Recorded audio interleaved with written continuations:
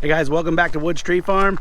I've got several updates for you in this video, but the biggest thing, you probably saw the title, is I unlocked a bit of a cheat code with Firewood, and I'm going to fully explore this opportunity over the next couple months.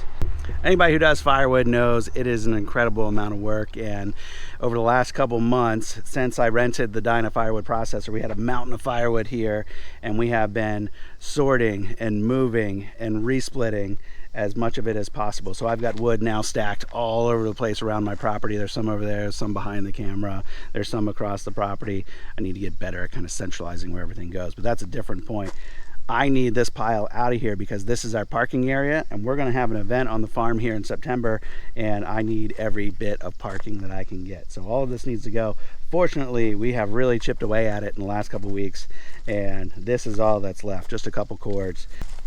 Just last week, I decided I was going to get on Facebook Marketplace and advertise some cheap cords of firewood just because I want to see this pile gone. And all the time and energy and effort that we have put into moving this pile, resplitting wood, and cleaning up, and all of that has come at a pretty significant opportunity cost. That opportunity cost is we're not producing more wood while we're dealing with this pile.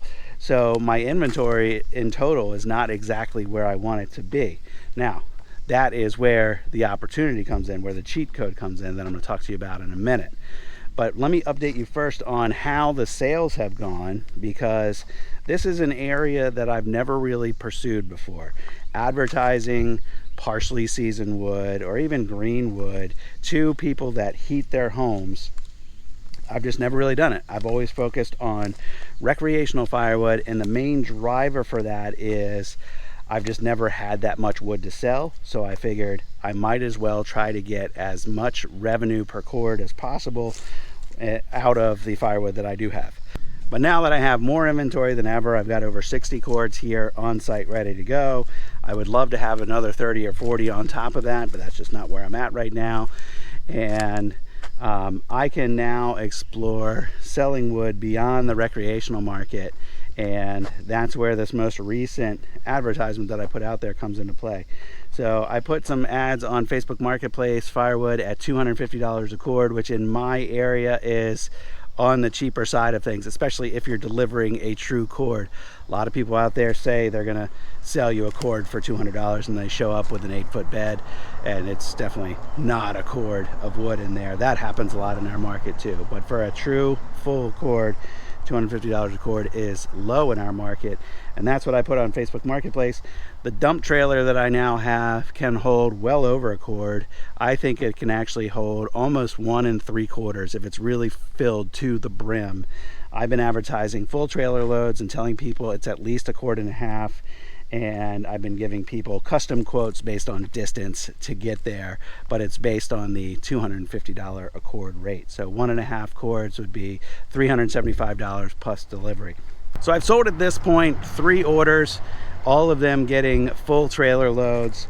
And now that we've picked through this pile a little bit, I can tell you with certainty what is down at the bottom is starting to get pretty yucky. We've had a very wet and rainy spring and summer this year. So what is in the bottom of the pile is getting mixed in. These loads that are going out, these cheap loads, the discounted loads, are getting a little bit of that ugly wood mixed in. Some of it is so bad I'm throwing it off to the side, and we'll just end up burning it here, either in the kiln or in our own fire pit. But as far as like what I want my name associated with, some of this stuff I just can't sell it to anybody at any price. Now the first trailer load that I put out there, the guy, as soon as the load dumped on the ground, the guy said, "Hey, do you have any bigger stuff?" He wanted bigger splits, and he said he has a wood stove, wants to throw big stuff in there, the all-nighters, as they say. And I wasn't really going to have a discussion with him on whether that's really the best or most effective thing to do, but everybody has their opinion on what works for them. I don't really care. So I just said, everything that I have is split the same way. If you want nothing but big splits, the only way I could get it to you is to custom cut it, which I do still have some logs over there that we can custom cut. And he said, yeah, that's no problem. And I said, it's not seasoned. This is all fresh cut stuff. And now these logs have been sitting around for a few months, but they're not seasoned. Maybe some people call that stuff seasoned, but it's not seasoned. And he said, yeah, I don't care. It'll season out in my yard, and you know, that's fine with me. So I guess just based on the rate that I was charging and the service that I was giving him, and the fact that I was telling him exactly what he was going to get, and his expectations were clear, he was fine with all of that. So within the next couple of days, I need to spend some time bucking up a bunch of those logs over there, splitting them in big chunks, and getting them into the dump trailer. So this morning I delivered another load of wood, another order.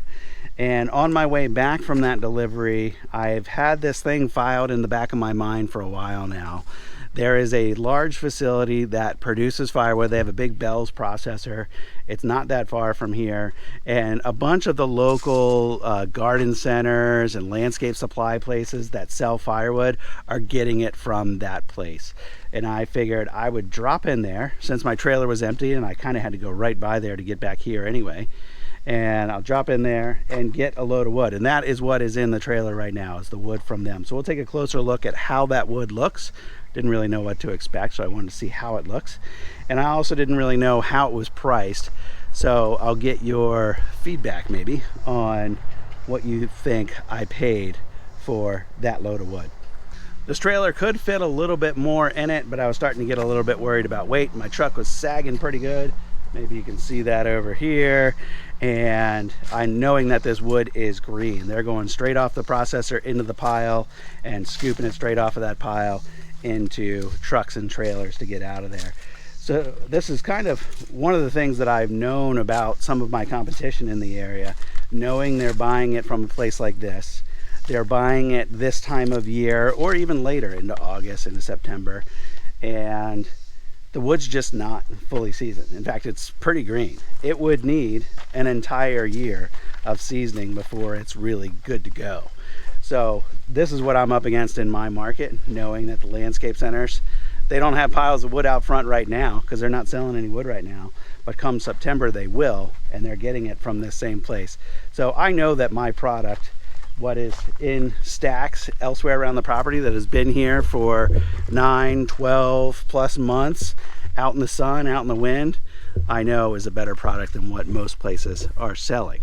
When we jump up in here and look at what this looks like, I would say, for the most part, some of it's a little dirty because they scooped off the bottom of the pile. Right, we see a lot of dirt there, a lot of dirt on the end of that piece. But some of that will clean off in the rain. But for the most part, the split sizes and the selection and everything in here looks very close to what I might produce myself. So this size piece there, you can see, nice hand-sized piece. I'm not seeing much in here that needs to be resplit. Here's one maybe that's borderline resplit size. But as we look around, there's really not that much in here that I think needs to be resplit.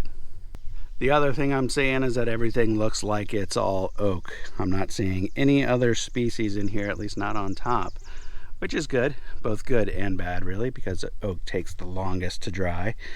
But it's good quality wood. Everything that I can see about it, I'm satisfied with.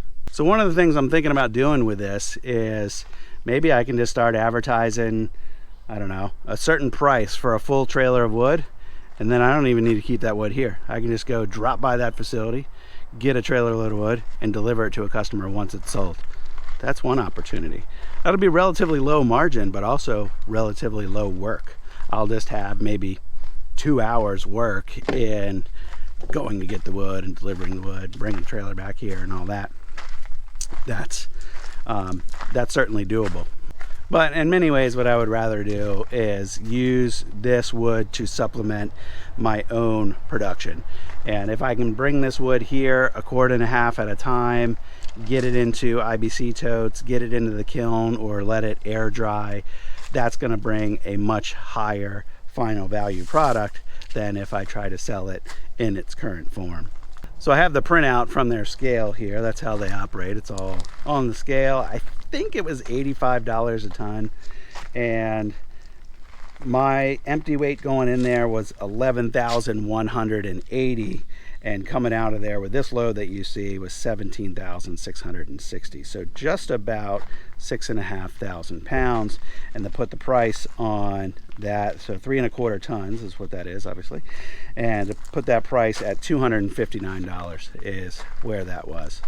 In my market, I do feel like there's a lot more competition for cheap bulk firewood than there is for the recreational wood in smaller loads. That's another reason I've always focused on the recreational wood, because I'll deliver a half face cord, half truckload, a 4x4 stack, however you want to define it.